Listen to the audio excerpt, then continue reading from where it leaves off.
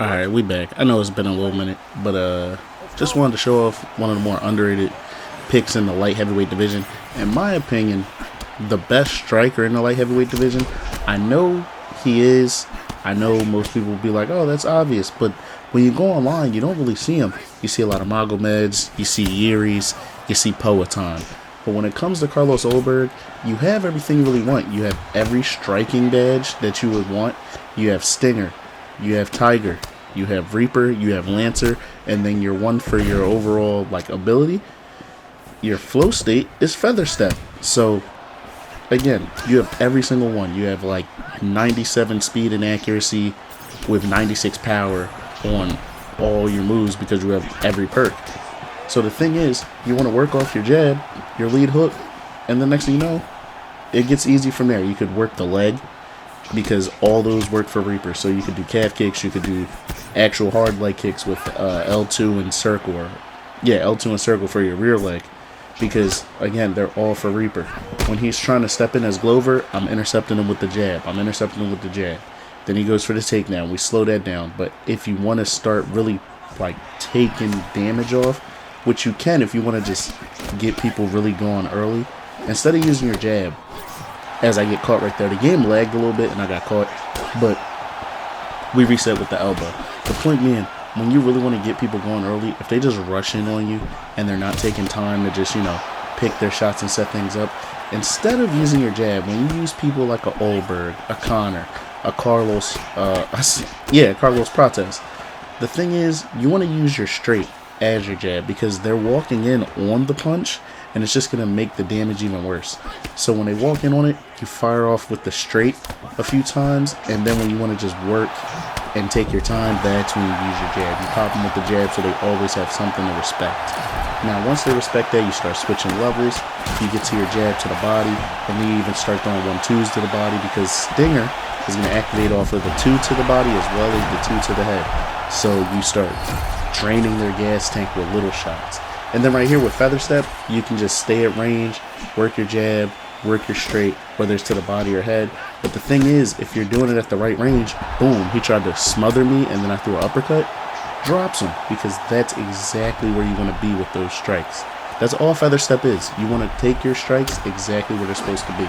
So, again, with Ulberg, take your time, pick your shots. He's going to walk onto something, hit him with the AB, the pull straight.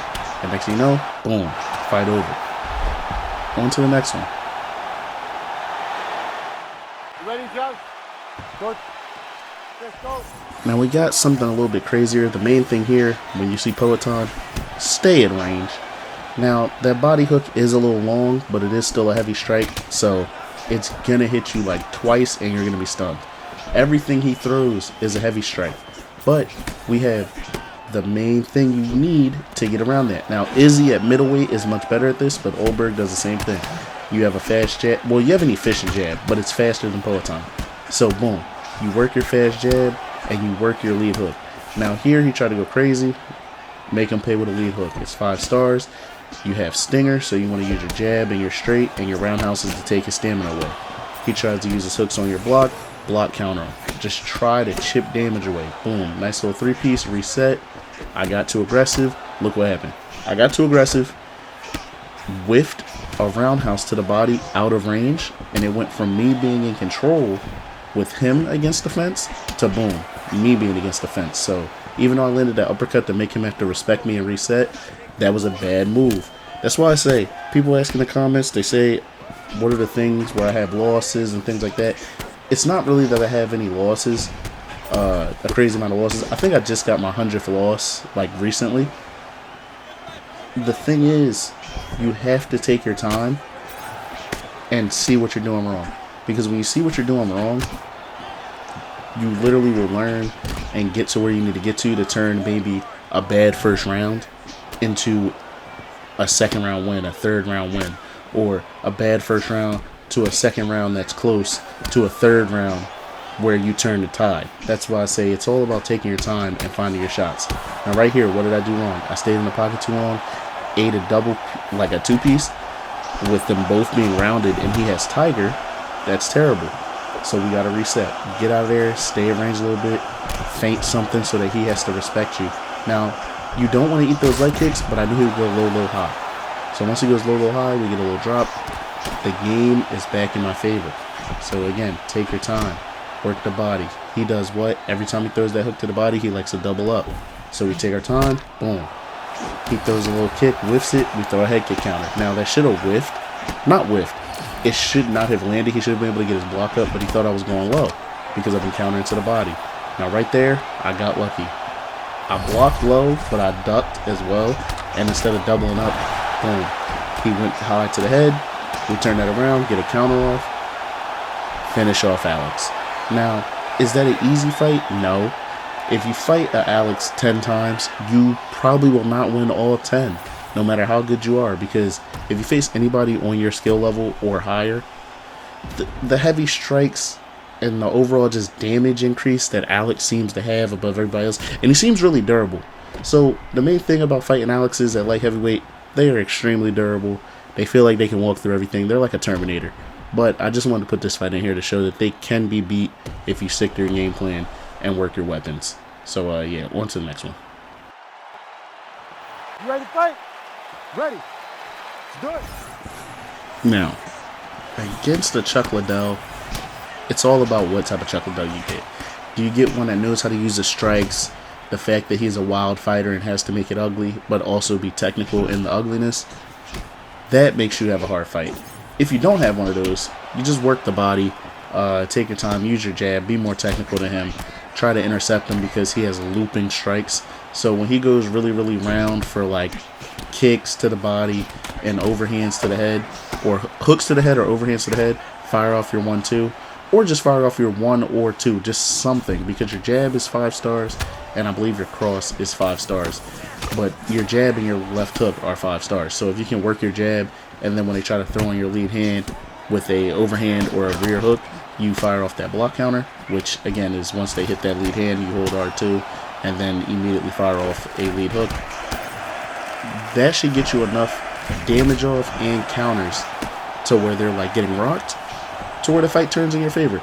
Now right there, again, on top of having good striking, 1-2s, hooks, roundhouses, and leg kicks, you do have a high switch stance. Again, Carlos Ulberg can do everything on the feet.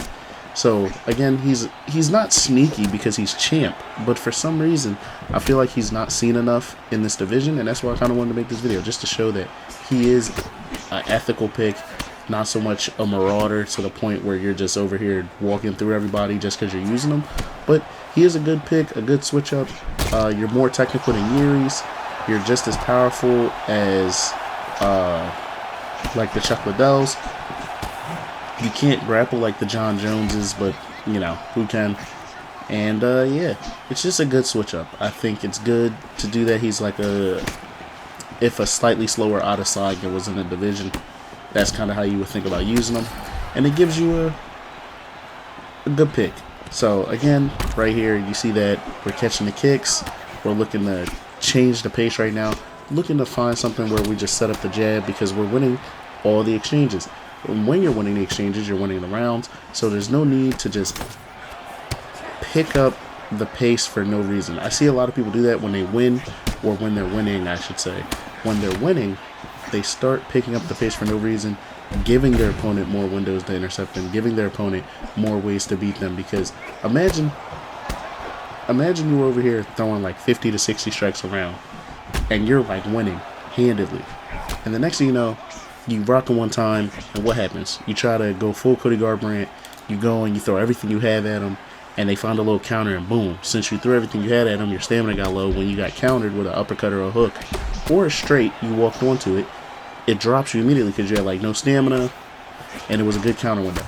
Boom, the round you were winning, you now are losing. And if they jump on you, they might even finish you, all because you got what? Impatient. So the main thing when you use people like Ulberg, Izzy, even Poetan, if you want to use them in the real way, which is just forward pressure but picking your shots, you have to be patient. You have to be patient, find your windows, use your setups. Throw straights to the body. Throw jabs up top. Throw your leg kick out once you see them block a little bit higher. When you start seeing the block go high, throw your jab out to the body. Then you see them start reacting to the jab to the body. Don't throw another jab up top. Start throwing your lead hook. Get a little bit in range. Throw your lead hook. Get something on them that gets a little bit more damage, does a little bit more for your opponent to have to respect you. And then normally what that causes is your opponent slowing down. And when your opponent slows down, that's when the fight gets even easier for you. So again, take your time, pick your shots. It's much better than just trying to brawl through people. It will lead to more success. Now, I know people struggle with it. I don't know if I have to upload maybe a pace video, the pace you should probably fight at, but picking your shots and finding your windows is much more effective for a player that seems like sometimes you don't know what you want to do than just trying to blitz people, because you can't blitz everyone. Shoot, I can't even blitz everyone with Alex. Like, if you get to that point where you're using basically the superhero of the game and you still can't blitz somebody because they just have the skill to mitigate that, that means you have to find a game plan. And that's why I always try to just be really stern on follow your game plan, fight to your fighter's strengths. Now right here, we catch the kick, we dump him. That's just to cause a little bit more of a stamina issue, because if you look right here, we're leading in stamina, we're leading in the power, and when you have the stamina advantage, boom, some more to the body, it just makes it easier for you to drop them. Getting someone tired is better than chopping their leg. If you get them tired and they're constantly getting hurt to the body, boom, big shots like that can just end the fight, because they just don't have the higher the stamina gap, the better the chance of like a flash KO, if that makes sense.